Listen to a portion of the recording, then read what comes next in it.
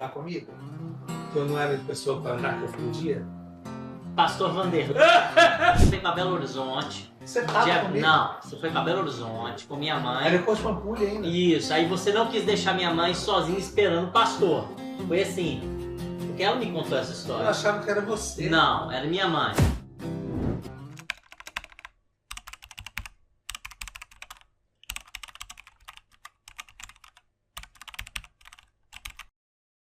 Aí chega o pastorzão no Honda Civic e tal e tudo mais. E aí, quando ele ficou sabendo que o Diniz, que era o meu líder missionário, esgotaram a minha verba. Fiquei no avalanche sem dinheiro. Mas foi legal, cara. Eu me pego pensando, né, em 2004. Na verdade foi em 2003 que a Wayne esteve na minha casa com o projeto todo no papel, né, todo organizadinho e tal, me passando toda a visão do que seria o avalanche. E ela revisou. Exatamente. Aí ela falou, olha, eu tenho que te passar uma visão que é a sua cara, que é a sua vibe. Eu estava auxiliando um pastor amigo meu numa estrutura denominacional na época, doido para desviar, doido para me pecar em paz e tal, cheio de culpa enlatada lá dentro. Comendo a igreja inteira. Não estava comendo a igreja, mas dava vontade, dava muito pior, né? Porque a Bíblia diz que quem pensa já fez, então eu fiz várias vezes.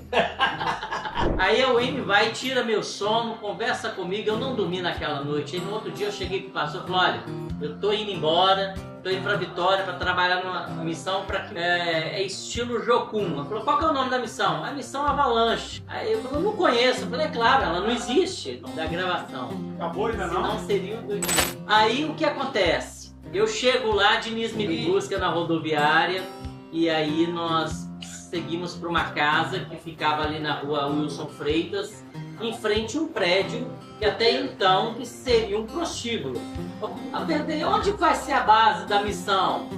Nós não sabemos. Talvez vai ser nesse prédio, mas se não for vai ser uma ponte seca. Tem uma ponte seca lá em Vitória. Contrário, ia ser na ponte seca, eu já tinha ponte de luz e água. Aí só que aí o Sr. Walter chegou e ofereceu, eu liguei pro sábio. Reverendo Sábio, da IPB. E aí ele que incentivou e nos ajudou no Galpão.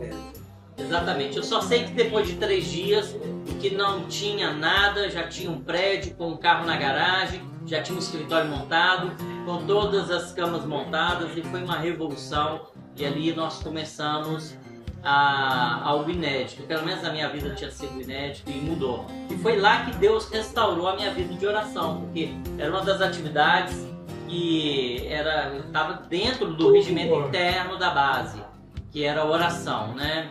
O Fabrício nem se fala, gostava do tudo. O Fabrício era, vamos orar, cara, vamos orar, cara, vamos orar, cara, vamos orar. Então, eu queria aqui aproveitar que estou gravando, que eu nem sabia, fazer uma consideração e agradecimento público ao Elenilson Fialho, que Elenilson foi uma peça-chave na construção da Avalanche da Vitória. Ele chegou sem nada, ajudou a construir, exortou, nos orientou como cara técnico, cuidou do site, cuidou de tanta coisa. E saiu sem nada, mas Fialho tá aí, o que me alegra muito o coração é que ele casou e ele nunca largou a peteca, ele tá na linha de frente, quebrando o pau com a música, com a esposa dele aí, trabalhando com as igrejas. Sempre foi um cara visionário, com disposição. A única coisa que eu acho terrível na vida do obreiro é preguiça, porque merda todo mundo tem, mas preguiça é um negócio tenso. Ele nunca foi preguiçoso, isso nunca me edificou. Então, Fialho, você é massa, uma inspiração. Então aí junto, eu tô saindo fora, vou tomar um café.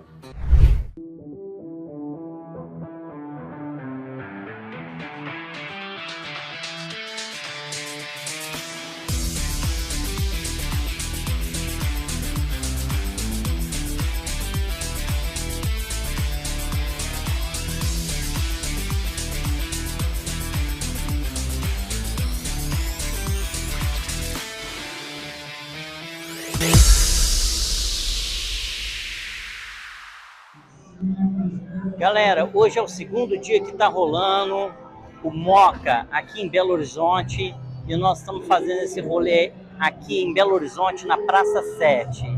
E E o que está rolando hoje nesse segundo dia?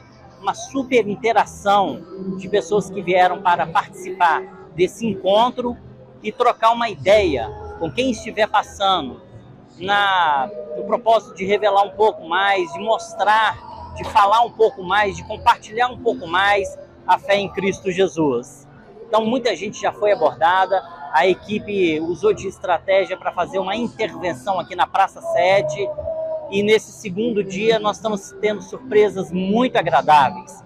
Pessoas que estão parando para perguntar que movimento é esse, estão parando para perguntar quem é esse povo, perguntas essas que nós só escutávamos lá para meados de 80, início de 90, quando a igreja saía às ruas para falar um pouco do amor de Jesus.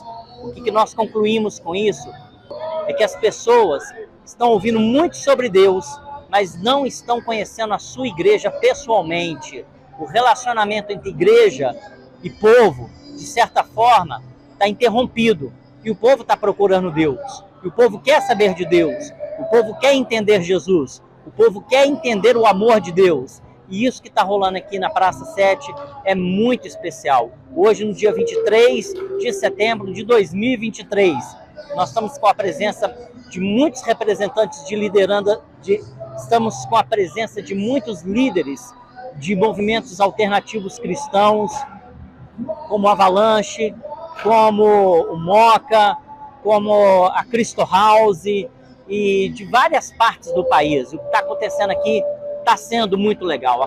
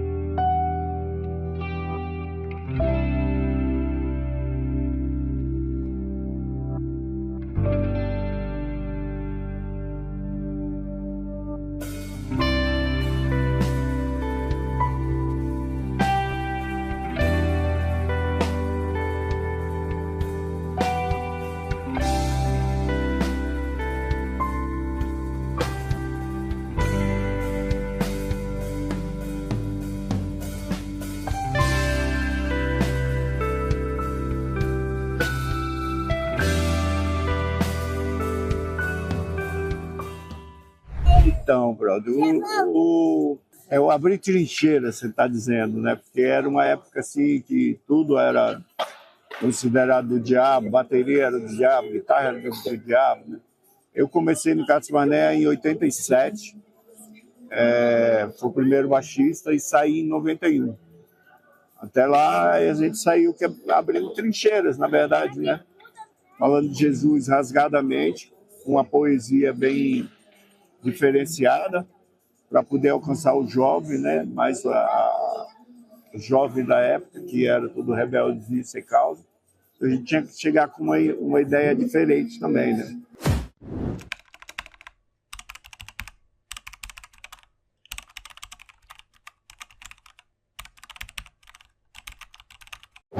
Então foi uma época muito boa. Nosso Catsmané foi bênção na minha vida. Colho frutos até hoje. Brother, eu acho que ainda está para vir.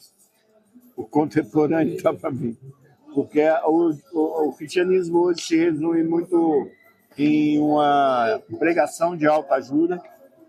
Os coaches invadiram as igrejas, tudo.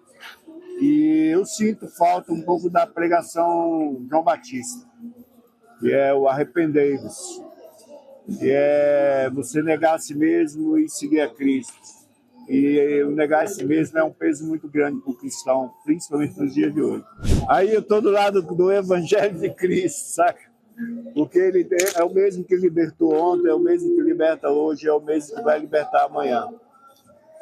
Não concordo que a Bíblia tenha que se adaptar aos dias de hoje, porque a palavra ela é igual espada de dois gumes, penetra até a divisão da alma do espírito, das juntas e medulas, é apta para discernir os pensamentos e as intenções do coração. E enquanto ela me confronta, eu ainda leio. Quando parar de me confrontar, talvez eu pare de ler a Bíblia. Eu só leio a Bíblia porque ela me confronta, então é por isso que eu não sou a favor a ela se adaptar ao nosso dia a dia, ao nosso mundinho de hoje.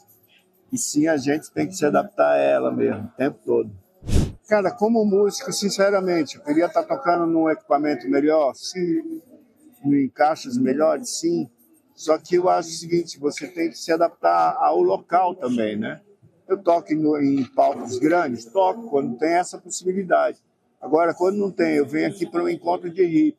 E tem um violãozinho Você tem que se adaptar e tem que trazer Cristo, né, cara? Eu acho que Cristo estaria aqui. Cristo, às vezes, não está em muitos palcos que eu já frequentei, com luzes, neon, mídia e tudo mais. Eu nunca senti Cristo tanto quanto eu sinto Cristo num ambiente desse, no meio da rua, sacou? Você falando para pessoas que passam e falam, cara, esses caras estão falando de Deus. Eu acredito nesse evangelho ainda do underground, da onde Cristo estaria, sabe? Eu acredito que Cristo estaria aqui. Cara, Moca, para mim, é o meu combustível para continuar fazendo a obra de Deus, sem a mídia, sem essa coisa de pompa demais. Você vai, às vezes, em eventos assim que, como eu falei, você não sente Deus, no lugar desse você sente. Moca é movimento cristão alternativo. Antes era Sinuto, já teve outros nomes. Eu dou graças a Deus em ser um dos pioneiros também no meio underground, né, cara? Não só com a Renascer, porque a Renascer, quando nasceu, era uma igreja underground, né? Mas o Avalanche Missões Urbanas, que eu dei aula lá nos 2 primeiros anos, sou também um dos membros fundadores. Até o Pingo d'Água também, que é uma outra igreja, um outro movimento, mas assim, agora Cristo House. Eu fico feliz de estar presente no lugar e na hora certa que as coisas nascem e começam a dar fruto.